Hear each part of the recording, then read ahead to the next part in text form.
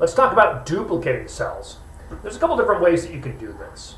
So first of all, you can just select a cell, copy, Control C, select another cell, Control V, and paste it. Of course, you can also do that from the file menus and stuff.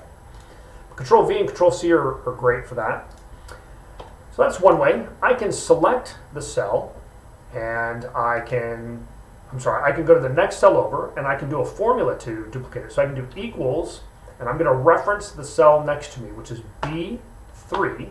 And when I do that, it selects which one I'm doing, so I make sure that that's the one I want, because if I'm doing, let's say, B6, notice it's down there. I'm like, well, I don't want that one. I want B3. So that'll help you from fat fingering. So you can certainly do that. It'll copy it for you. The next thing you could do is I can select a cell and just copy it and just kind of drag this little border over to the next one. And notice it's got that little word brown below it. So what it's going to do is it knows that I'm doing this, and so it's going to move brown into that field. And it's just duplicated that cell for me. And if I keep on doing it, it'll do it a whole bunch of times. Pretty cool, huh?